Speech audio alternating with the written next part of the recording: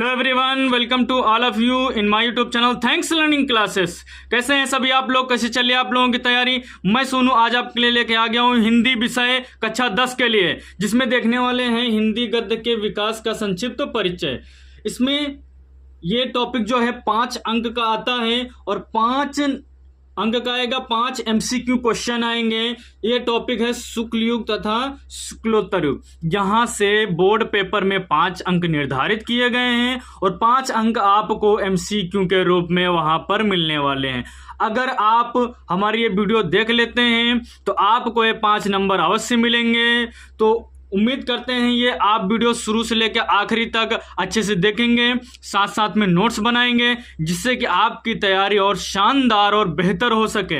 अगर आप चाहते हैं कि हाई स्कूल में एक बेहतर तैयारी कर सकें तो आप हमारे चैनल थैंक्स लर्निंग क्लासेस से जुड़ के आप अपनी बेहतर तैयारी कर सकते हैं। तो इस चैनल को सब्सक्राइब कर लीजिए, जैसे ही कोई वीडियो अपलोड करें तो आप तक सबसे पहले वीडियो पहुंच सके। चलिए स्टार्ट करते हैं, देखते हैं शुक्ल युग तथा शुक्लोत्तर युग जो 5 अंक का आने वाला है। इस टॉपिक को कवर करेंगे 3 वीडियो में। इसमें देखेंगे इसका बेसिक जितना है और इसके बाद देखेंगे इनकी जो मुख्य रचनाएं हैं, उनके लेखक, और फिर कोशिश करेंगे जो 3rd वीडियो आएगा इसका, उसमें लेके आएंगे आपके लिए MCQ क्वेश्चंस। तो इसमें सबसे पहले देख लेते हैं, बिल्कुल बेसिक से पढ़ेंगे। अगर आपने कभी नहीं पढ़ा है तो भी आपको यहां से हर एक चीज समझ में आने वाली है।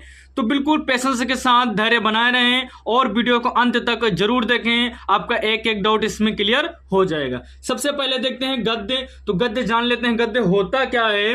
तो यहां पर लिखा हुआ है गद्य शब्द का अर्थ होता है बोलना, बतलाना, कहना आदि।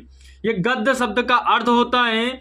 गद्य शब्द गद यत प्रत्यय जोड़ने से बना हुआ शब्द है। हो सकता है आपके पेपर में यहीं से पूछ लिया जाए गद्य शब्द का अर्थ क्या होता है या गद्य शब्द किन शब्दों से मिलकर बना हुआ है, तो आप यहां से भी इसको तैयार कर सकते हैं। उसके बाद परिभाषा देख लेते हैं। वाक्यों में बंधी ऐसी रचना जो विचार प्रधान हो गद्य कहलाती है। कैसी हो? विचार प्रधान हो, जिसमें विचारों के ऊपर प्रधानता दी जाए, उसे हम क्या कहते हैं? गद्य कहते हैं। इसकी एक और परिभाषा हमने लिखी है जिससे कि आपको अच्छे से क्लियर हो जाए। छंद, ताल, लय एवं तुकबंदी से मुक्त तथा विचार पूर्ण एवं वाक्यबद्ध रचना को गद्य कहते हैं। किससे किससे मुक्त होना चाहिए? छंद, ताल, लय एवं तुकबंदी से मुक्त तथा विचार पूर्ण एवं वाक्यबद्ध रचना को गद्य कहते हैं। यह गद्य की परिभाषा है। और गद्य का उद्देश्य क्या होता है, ये जो टॉपिक है हम थोड़ा सा बिल्कुल बेसिक से लेके चल रहे हैं और आपके टॉपिक तक बिल्कुल जल्दी से पहुंचेंगे। तो देख लेते हैं इसका उद्देश्य क्या है। यानी लक्ष्य, गद्य का लक्ष्य विचारों या भावों को सहज, सरल एवं सामान्य भाषा में विशेष प्रयोजन सहित संप्रेषित करना है। यह इसका उद्देश्य होता है कि इसको सरल बनाया जाए, इसके विचारों को सहज बनाया जाए, सामान्य भाषा में संप्रेषित किया जाए। ठीक है। और इसका उपयोग कहाँ हो रहा है तो इसको देख लेते हैं। सामान्यतः दैनिक जीवन में प्रयुक्त होने वाली बोलचाल की भाषा में गद्य का ही प्रयोग किया जाता है। यानी कि जो सामान्य जीवन में, दैनिक जीवन में जो हम लोग भाषा यूज कर रहे हैं वो कौन सी है? गद्य भाषा ही यूज कर रहे हैं। उसके बाद थोड़ा सा एक टॉपिक और हमने ऐड किया है, यहाँ पर देखेंगे गद्य और पद्य में क्या अंतर होता है, जिससे कि ये आपका कॉन्सेप्ट आपका बिल्कुल अच्छे से क्लियर हो जाए। तो देखेंगे गद्य और पद्य में क्या अंतर होता है। तो यहाँ पे गद्य देखते हैं और इधर देखेंगे पद्य देखेंगे। गद्य में रचना करने वाले को लेखक कहते हैं, पद्य में रचना करने वाले को कवि कहते हैं। तो पहला ये क्या है, अंतर है। गद्य में रचना करने वाले को लेखक कहते हैं, पद्य में रचना करने वाले को कवि कहते हैं। दूसरा पॉइंट है, गद्य में रचना अनुच्छेद के रूप में होती है और जबकि पद्य में रचना पंक्तियों के रूप में होती है। आप जब पद्य पढ़ेंगे तो उसमें देखेंगे जो भी रचना मिलेगी आपको पंक्तियों के रूप में मिलेगी। उसके बाद देखते हैं 3rd पॉइंट क्या है। 3rd पॉइंट है गद्य के विषय विचार प्रधान होते हैं। आपने अभी परिभाषा भी देखी है।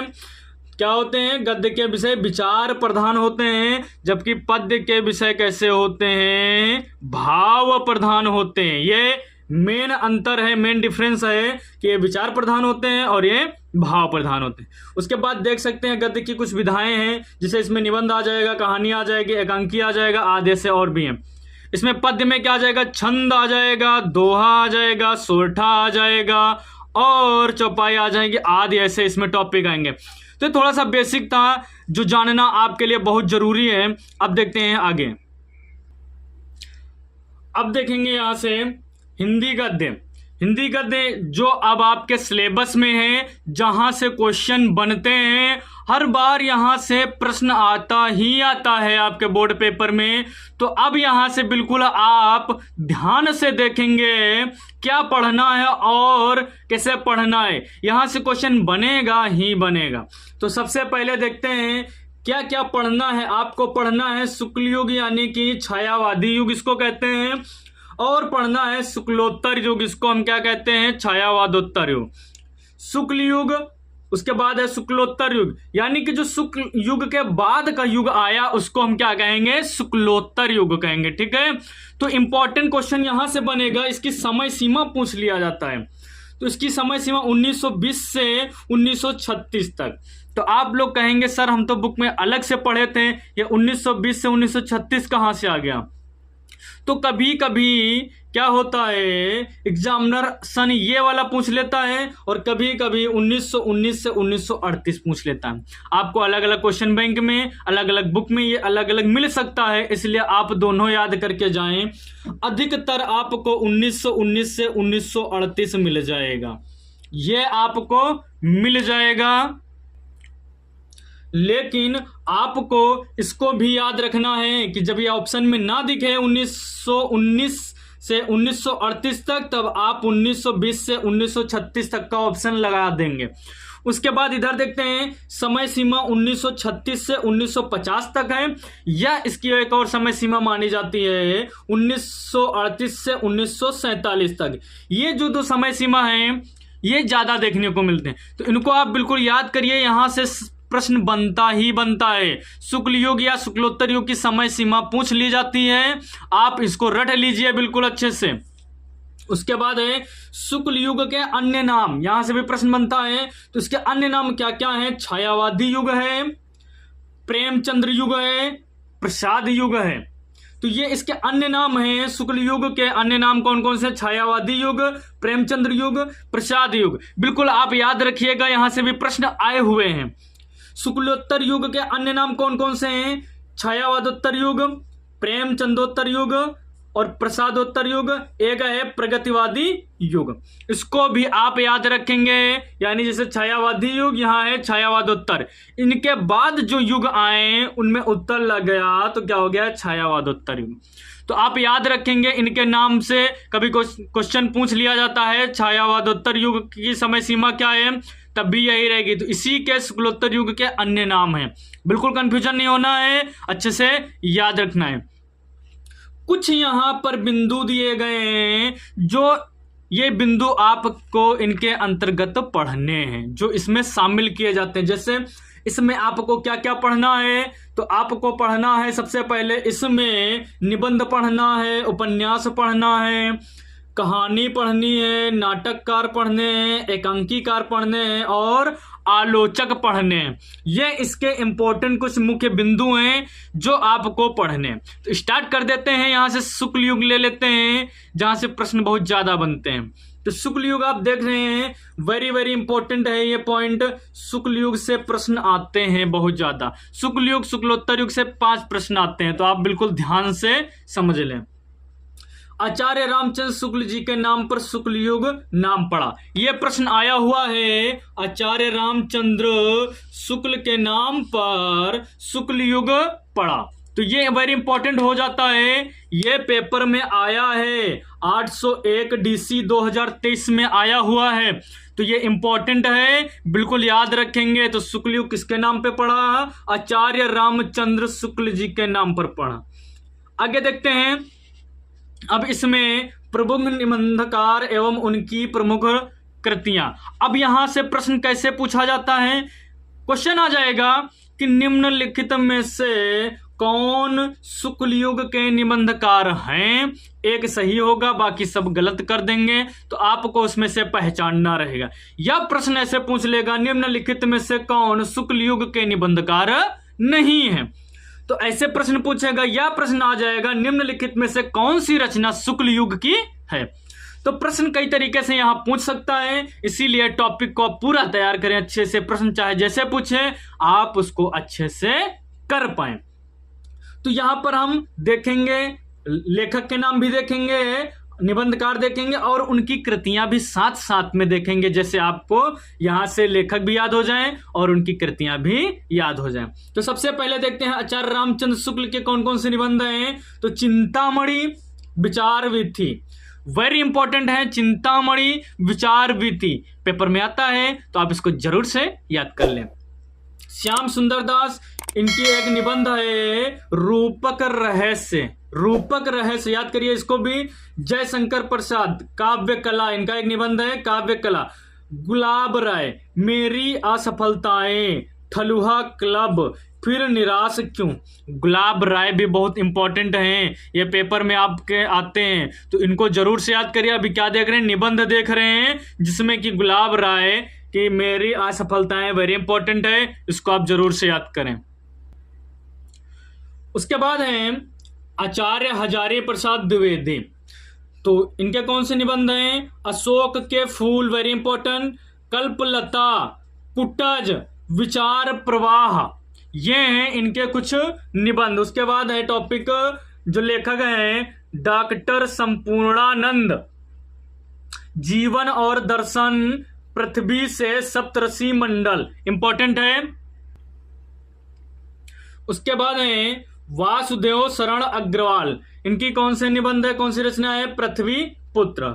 और कुछ अन्य निबंधकार हैं, आप इनको भी याद कर सकते हैं, जैसे राहुल संकृत्यायन है, वियोगी हरि हैं, वासुदेव शरण अग्रवाल, ये तो बता ही दिया है, शांति प्रिय है, पद्मलाल पुन्नालाल बख्शी, तो आप इनको याद कर सकते हैं। ये तो हो गए आपके निबंधकार। अब देख लेते हैं शुक्ल युग के प्रमुख उपन्यासकार। क्या देखेंगे? प्रमुख उपन्यासकार देखेंगे एवं उनकी कृतियां देखेंगे। तो सबसे पहले उपन्यासकार हैं, जो प्रमुख उपन्यासकार हैं, Munshi Premchandra, very very important, Munshi Premchandra. इनके कौन कौन से उपन्यास हैं? गोदान, सेवा सदन, देखिए ये 2023 डीसी पे उसमें आया है, जिसका कोड है डीसी 2023 में पूछ लिया गया सेवा सदन रचना, तो इंपॉर्टेंट है गोदान, सेवा सदन। रंगभूमि, गबन, ये इंपॉर्टेंट है, क्या उपन्यास हैं, किसके? मुंशी प्रेमचंद के। अब देख लेते हैं जयशंकर प्रसाद,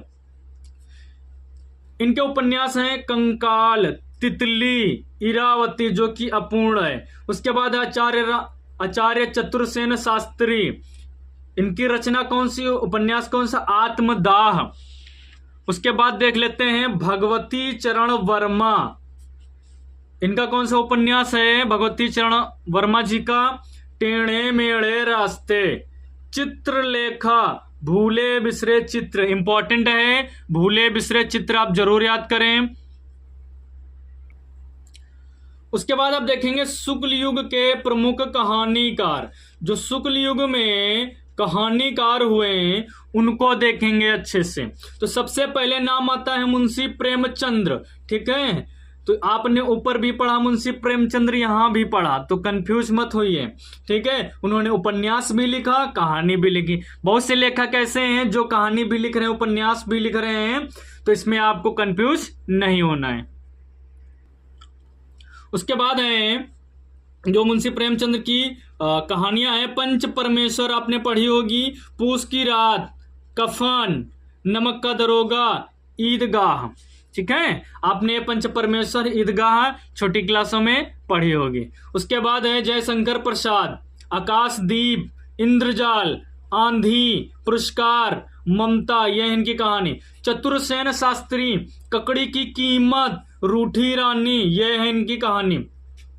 पांडे बेचन शर्मा, उग्र, शैतान मंडली, चॉकलेट, ये है इनकी प्रमुख कहानी, ठीक है, किसकी? पांडे बेचन शर्मा उग्र की। शुक्ल युग के प्रमुख नाटककार एवं उनकी रचनाएं। अब इसमें देखेंगे जो शुक्ल युग में नाटककार हुए उनकी कौन कौन सी रचनाएं। तो जयशंकर प्रसाद इसके लेखक हैं। क्वेश्चन आ जाएगा निम्नलिखित में से कौन नाटककार हैं, या कह देगा नहीं है, तो ये आपको अलग से याद रखना है, ये इनके लेखक याद रखना है, प्रश्न बनता है। तो जयशंकर प्रसाद के ध्रुव स्वामिनी, स्कंदगुप्त, चंद्रगुप्त, राजश्री। लक्ष्मी नारायण मिश्र, इनके नाटक हैं राक्षस का मंदिर, सन्यासी, सिंदूर की होली। उसके बाद आ जाते हैं गोविंद बल्लभ पंत, राजमुकुट, अंगूर की बेटी। फिर है उपेंद्र नाथ अष्ट, उड़ान, अंजो दीदी। अन्य में आ जाएंगे जैसे चतुरसेन शास्त्री भी इसी में है, हरिकृष्ण प्रेमी भी हैं, ये भी क्या है, नाटककार हैं। उसके बाद आ जाते हैं नेक्स्ट टॉपिक पे, शुक्ल युग के प्रमुख एकांकीकार एवं उनकी कृतियां। तो इसमें देखेंगे एकांकीकार राम कुमार वर्मा, वेरी इंपॉर्टेंट, राम कुमार वर्मा, ये दीपदान है, ये वेरी इंपॉर्टेंट है, इसको आप जरूर से याद रखें। उसके बाद है रेशमी टाई, ये भी इंपॉर्टेंट है, भुवनेश्वर प्रसाद मिश्र, आजादी की नींद, उपेंद्र नाथ अष्ट, अंधी गली, चरवाहे। उसके बाद है सेठ गोविंद दास, सेठ गोविंद दास, सप्तरश्मि और पंचभूत। लक्ष्मी नारायण मिश्र, ये क्या है, इनकी एक एकांकी है चक्रव्यूह, इसको आप याद करेंगे। यहाँ पे एक नोट लिखा हुआ है, आप इसको देख लें अच्छे से। जो एकांकीकार हैं वो अधिकांश नाटककार भी हैं, यानी कि जो यहाँ पर एकांकी लिखे हैं, जो एकांकी के लेखक हैं, उन्होंने अधिकतर नाटक भी लिखे हैं। अन्य में देख लेंगे तो हरिकृष्ण प्रेमी आ जाएंगे और उदय शंकर भट्ट जी आ जाएंगे, ये आपको याद रखना है। अब कहेंगे सर जी इतने ज़्यादा पढ़ा रहे हैं कैसे याद करेंगे, तो आपको याद करना पड़ेगा। आप इसको देखते देखते कुछ 20-30% याद हो जाएगा और उसके बाद आपको रिवीजन अच्छे से करना पड़ेगा। उसके बाद आ जाएंगे 6 नंबर पर, तो शुक्ल युग के प्रमुख आलोचक एवं उनकी कृतियां। तो कौन कौन से आलोचक हैं देख लेते हैं। आचार्य रामचंद्र शुक्ल आ गए, देखो फिर से, और इनकी रचनाएं कौन कौन सी हैं, कौन कौन से आलोचनाएं हैं। सूरदास, रसमीमांसा, त्रिवेणी, इंपॉर्टेंट हैं ये रचनाएं। उसके बाद आचार्य हजारी प्रसाद द्विवेदी, इनके कौन कौन से आलोचनाएं हैं, कौन कौन सी रचना की है। कबीर, हिंदी साहित्य। उसके बाद है विश्वनाथ प्रसाद मिश्र, वांग्मय विमर्श, डॉक्टर नागेंद्र, सुमित्रानंदन पंत। तो ये हुए आपके आलोचक। उसके बाद देखेंगे जो शुक्ल युग की कुछ प्रमुख पत्रिकाएं हैं जहां से प्रश्न कभी कभी पूछ लेता है, तो इसको भी आपको याद करना है। क्या है शुक्ल युग की प्रमुख पत्रिकाएं। पहली पत्रिका कौन सी है, नागरी प्रचारिणी पत्रिका, इसके संपादक कौन, श्याम सुंदर दास। हंस प्रेमचंद्र, साहित्य संदेश गुलाब राय, कर्मवीर माखनलाल चतुर्वेदी, इनको भी आप याद रखिएगा।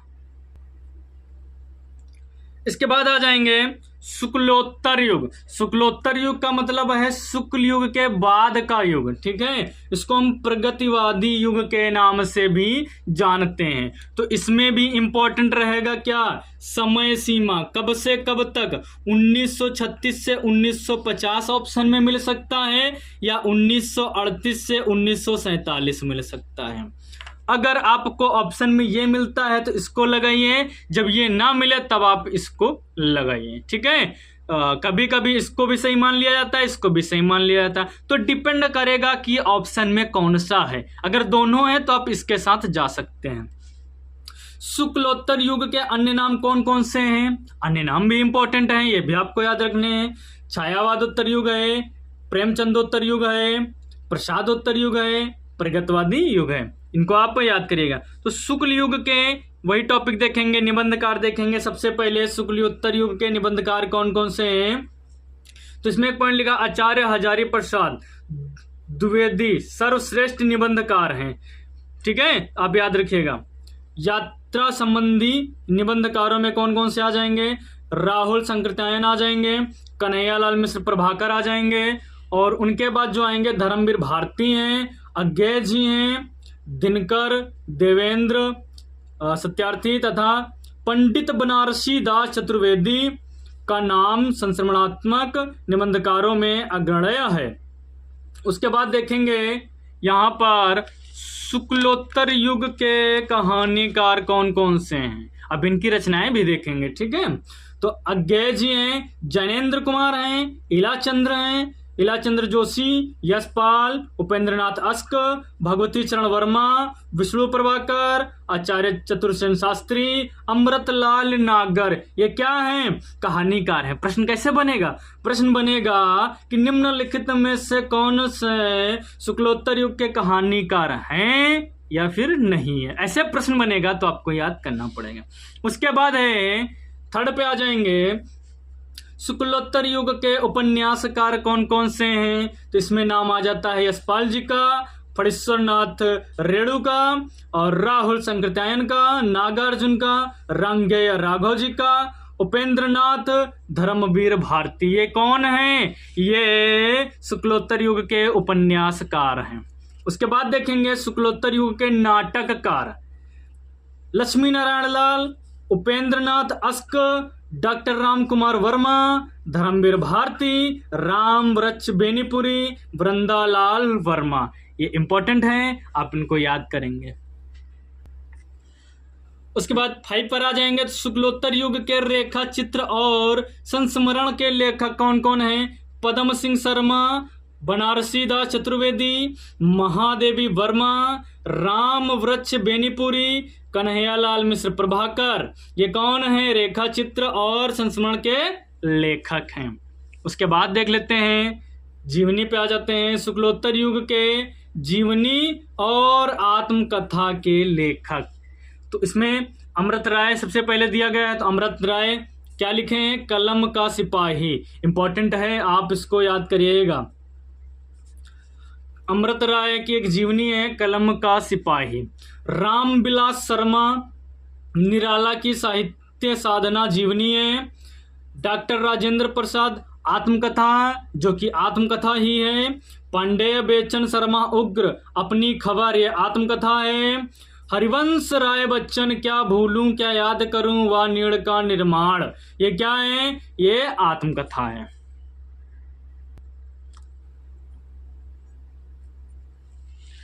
उसके बाद मुख्य लेखक हैं एवं इनकी रचनाएं हैं। इसमें आ जाएगा रामधारी सिंह दिनकर, इनकी कौन सी रचना है? संस्कृति के 4 अध्याय, अर्धनारीश्वर। भगवती चरण वर्मा हैं, इनकी रचना है चित्रलेखा, पतन, टेढ़े मेढ़े रास्ते, क्या है? उपन्यास। रांगेय राघव, तूफानों के बीच, क्या है? रिपोर्टाज है। लक्ष्मी नारायण मिश्र, सिंदूर की होली। राम वृक्ष बेनीपुरी, गेहूं और गुलाब, वेरी इंपॉर्टेंट है। माटी की मूर्तें, पतितों के देश में। उसके बाद है फणीश्वरनाथ रेणु, महिला आंचल, ये क्या है? उपन्यास है। अब देख लेते हैं शुक्लोत्तर युग की प्रमुख पत्रिकाएं कौन कौन सी हैं और उनके लेखक। तो पत्रिका है विशाल भारत, इसके लेखक हैं पंडित श्री राम शर्मा। आलोचना, इनके लेखक हैं राम कुमार वर्मा। हरिजन सेवक, इसके लेखक हैं वियोगी हरि। छाया, इसके लेखक हैं पद्मलाल पुन्नालाल बख्शी। उसके बाद आ जाते हैं हिंदी नवजीवन, एक इसके लेखक कौन है? हरिभाव उपाध्याय।